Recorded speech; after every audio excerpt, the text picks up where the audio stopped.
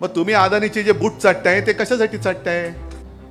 ते खोके कोणी पुरवले असतील, आता तुम्हाला लक्षात आलं असेल. खोके कोणाकडनं गेले असतील, विमानं कोणी पुरवले असतील, हॉटेल बुकिंग कोणी केलं असेल. आज मी त्यांना वचन दिलं होतं की तुम्ही काळजी करू नका, मी संपूर्ण मुंबईच काय गरज पडली तर अख्खा महाराष्ट्र धारावीत उतरवेन. आणि त्याच्याप्रमाणे आज फक्त मुंबईतले आपले मोजके कार्यकर्ते आपण रस्त्यावरती आलेलो आहोत. आणि याचं वर्णन करण्याची गरज नाहीये. आपण मी माध्यमांना विनंती करतो की ही दृश्य आपण आपल्या माध्यमातून अदानी आणि त्यांच्या बापजाद्यांना दाखवा.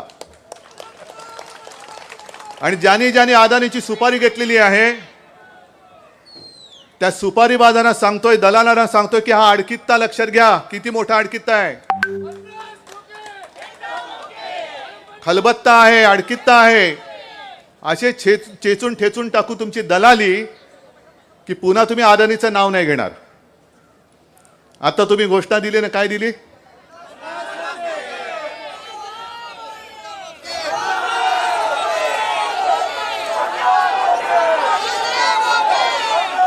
ही आपली घोषणा महाराष्ट्रातल्या कानाकोपऱ्यात गेले, तुम्हीच सगळ्यांनी नेली. 50 खोके एकदम ओके. पण आता यांना 50 खोके कमी पडायला लागले म्हणून धारावी आणि मुंबई गिळायला निघाले ते बोके. देवेंद्र आणि कंपनी म्हणते, म्हणजे त्याच्यात आता संजय राऊतांनी गेल्याच्यात सांगितलं ना, भारतीय जुगारी पार्टी. हो काय? हो ना, कुठे बसलेत संजय राऊत? इकडे बसलेत. भारतीय जुगारी पार्टी ते बाजू मांडतायत. काय? उद्धव ठाकरे म्हणे टीडीआर लॉबीची बाजू घेत आहेत. मग तुम्ही अदानीचे जे बूट चाटताय ते कशासाठी चाटताय? आणि मी मुख्यमंत्री असताना एक तरी निर्णय असा दाखवा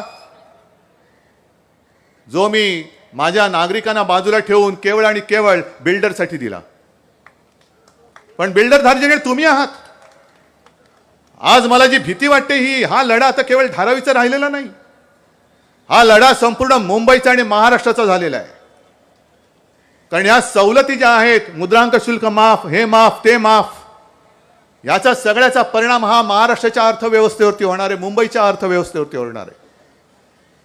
मग यांना जर का असं वाटत असेल की सब भूमी गोपाल की तशी सब भूमी अदानी की, नाही होणार, अजिबात नाही. आणि आता तुमच्या लक्षात आलं असेल की 2.5 वर्ष यशस्वीपणे चालणारं सरकार गद्दारी करून यांनी पाडलं. ते खोके कोणी पुरवले असतील, आता तुम्हाला लक्षात आलं असेल. खोके कोणाकडनं गेले असतील, विमानं कोणी पुरवले असतील, हॉटेल बुकिंग कोणी केलं असेल. आणि मुळामध्ये सरकार पाडण्याचं कारण आता तुम्हाला कळलं असेल. आज माझ्यासोबत सगळे पक्ष एकवटलेले आहेत. पण ज्या ज्या वेळेला मुंबईवरती संकट आलं, मग ते 92-93 सालच्या दंगली असतील, बॉम्बस्फोट असेल, पूर असेल, काही असेल, करोना होता, तेव्हा प्रथम धावतो तो शिवसैनिक, रक्तदान करायला धावतो तो शिवसैनिक. सर्व पक्ष माझ्यासोबत असतात. पण त्यांना जेव्हा कळलं की जोपर्यंत हा बसलाय तोपर्यंत मला मुंबई गिळता येणार नाही, मग हे सगळं कटकारस्थान शिजवलं नाही ना, असा माझ्या मनात प्रश्न येतोय. तुम्ही सांगा हो की नाही? हे सगळे खोके, खोके सरकार, खोके सरकार, 50 खोके एकदम ओके, कशासाठी, कोणासाठी, कोणी दिले, हे आता उघडकीस आलेलं आहे.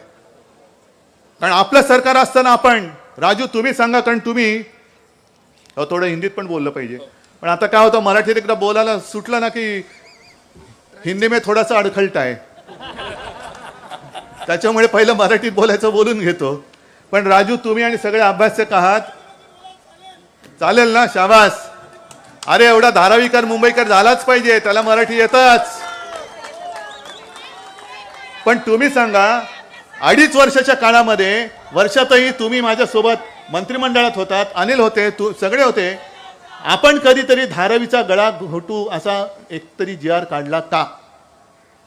मग ते जे काय सांगताय 2018 साल, 2018, अरे 2018 मध्ये आम्ही नव्हतोच, तुम्हीच तिकडे बसलेला होतात आणि आम्ही तुमच्या सोबत होतो. त्याच्यामुळे पाप असेल कोणाचं तर ते देवेंद्रचं आहे, आमचं नाहीये.